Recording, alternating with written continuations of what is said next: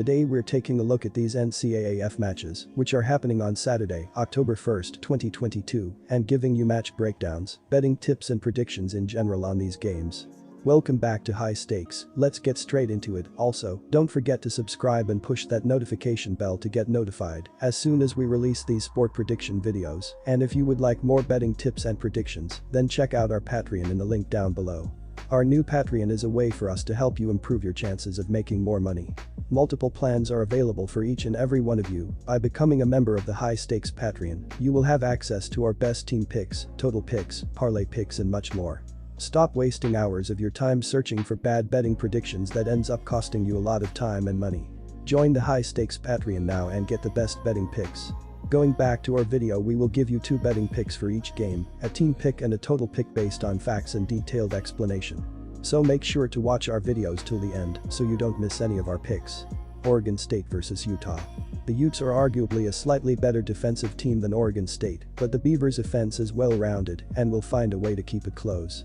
Oregon State just held USC to 17 points and should be able to contain Utah's dynamic offense, while Chance Nolan can only play better after throwing 4 picks in Week 4. The Beavers have covered the spread in 4 of their last 5 meetings with the Utes, and 5 of their previous 7 dates have been decided by 8 or fewer points. Both teams have been terrific against the spread of late. Utah is 5-1 at TS in its last 6 games, while Oregon State is 4-1 at TS in its last 5. Our team pick is Oregon State Beavers plus 10.5 points. The Utes have only been in 2 games this season where the combined score has gone over 55 points. Oregon State is in the same boat as the over-under is tied at 2-2 for each team. The Beavers are going to struggle to score the ball against Utah's incredible secondary. Points will be at a premium for the visitors.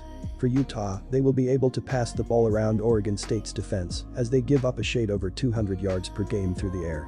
Once ahead, Utah will begin to milk the clock with Thomas and the ground game. The under is the play here as the under is 6-1 in Utah's last 7 home games against a team with a winning road record. Our total pick is under 54.5 points. Northern Illinois, NU, vs Ball State. This should be a fairly competitive game, reflected in the 3.5 point line. But when the rubber meets the road late in this game, look for Northern Illinois to pull away and cover. Ball State has had trouble finishing and getting the ball in the end zone, and that hurt them last weekend. Meanwhile, Northern Illinois is coming off a game where they gave number 7 all it could handle and sacked their Heisman candidate quarterback Will Levis 5 times. Northern Illinois has shown they can play with anyone in the country, so they should be able to take care of business against a pedestrian Ball State team, giving up just 3.5 points. Take the Huskies here giving up the points. Our team pick is Northern Illinois minus 3.5 points. The Huskies are reeling after 3 straight losses. Northern Illinois opened the season with a 34-27 win against Eastern Illinois, but the Huskies have lost 3 straight since their season-opening victory. Northern Illinois has lost to Tulsa, Vanderbilt, and Kentucky over the last 3 weeks. The Huskies kept the score respectable in each contest, but still lost to each of these opponents. Northern Illinois starting quarterback Rocky Lombardi got hurt against Vanderbilt 2 weeks ago and missed the game last week against Kentucky. He's uncertain for this game. Freshman Ethan Hampton has struggled in the 2 games he's played in stepping in for Lombardi, including his start last week against Kentucky, where he went just 13 of 25. The Cardinals opened the season by getting blown out by Tennessee 59-10, and Ball State has continued to struggle through the first month of the season. The Cardinals are 1-3 with losses to Western Michigan, Georgia Southern, and Tennessee. The team's only win was against Murray State in a 31-0 blowout. The team's biggest problem so far has been a defense that gave up 474 yards of total offense to Georgia Southern last week and 447 yards to Western Michigan. The Cardinals' only good defensive game this year was against a bad Murray State team. Both defenses have been inconsistent all year, and Ball State's offense is playing very well. Northern Illinois has been inconsistent on offense at times this year, and the Huskies may be forced to start the freshman Hampton yet again this week, but this team won't be facing the Kentucky defense this week. Ball State has struggled on defense all year, and Northern Illinois should be able to score at least 20 points, even with the freshman potentially starting at quarterback. Ball State's offense has put up big numbers against better defenses than Northern Illinois all year, and the Cardinals will be at home for this game. Ball State shouldn't have any problem putting up 35 to 40 points, and Northern Illinois should be more than capable of scoring at least several touchdowns against a Ball State defense that again has struggled. Our total pick is over 59.5 points. Michigan State vs Maryland. Michigan State opened the season with 2 wins over MAC teams when they beat up on Western Michigan 35-13 and crushed Akron 52-0. Defensive problems arose in a 39-28 loss at Washington on September 17 as they allowed over 500 yards of total offense. That was followed by a 34-7 loss to Minnesota at home as a 3-point dog where the defense and offense were a no-show. At one point, MSU was ranked 9th in the USA Today coaches poll, and now they are gone.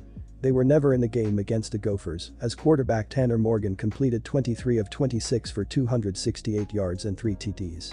Minnesota had possession for 42-29 as they were able to run for 240 yards. The Spartans ran for just 38 yards, but since they were behind early, they had to throw it most of the time. Peyton Thorne was ineffective with 132 yards passing and 2 picks. He was replaced by Noah Kim, who completed 6 of 7 for 70 yards and a TD. Last season, Maryland was smacked around by Michigan State 40-21, Penn State 31-14, Michigan 59-18, Minnesota 34-16, Iowa 51-14, and Ohio State 66-17. Most of those losses were a personnel issue, but some were just mistakes on the field, whether they were committing turnovers or penalties. For the most part, you can control penalties, and after committing 15 against SMU at home in a 34-27 win, head coach Mike Locksley knew his team had no chance if they were going to commit double-digit penalties against a top 5 Michigan team. The Terps put up 397 yards of offense against a very good Michigan defense, but 2 interceptions from QB Taulia Tagovailoa, 207 yards, 1 TD, proved to be costly. This line is mystifying. Maryland is more than a touchdown favorite at home against Michigan State. Will Tagovailoa play?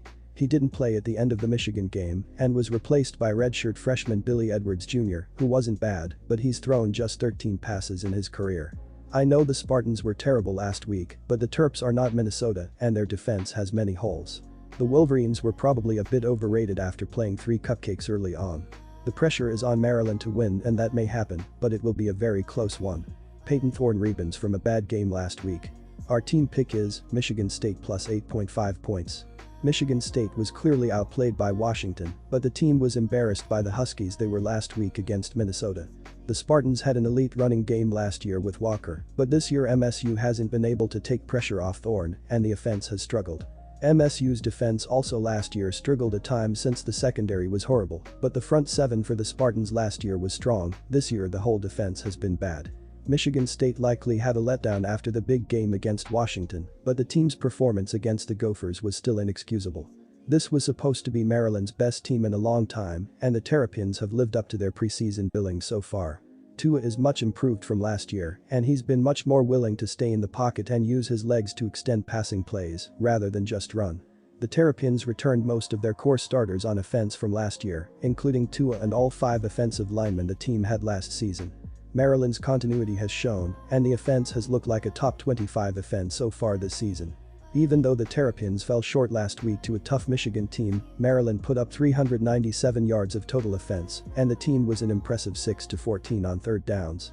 The Terrapins covered the 17-point spread comfortably despite losing the game. Both the Spartans and Terrapins have struggled on defense so far this year. Maryland has given up more than 460 yards each of the last 2 weeks, and the Spartan secondary has gotten destroyed against each of their last 2 opponents as well. Maryland returns all 5 starters on their offensive line, and Tua has looked much better this year in the Terrapins' offense. Thorne has been inconsistent, but he should be good enough to move the ball against a Maryland defense that hasn't been able to get consistent stops recently. The Spartans were one of the worst pass defenses in the Big Ten last year, and their secondary doesn't look any better this season. Tua should be able to put up at least 35 points on an MSU defense that has struggled against much weaker offenses than what they will see this week against Maryland. Maryland continues to struggle on defense, and Michigan State's offense has had good moments like in the second half against Washington and against Western Michigan in Week 1. Neither team should have trouble moving the ball. Our total pick is over 60 points.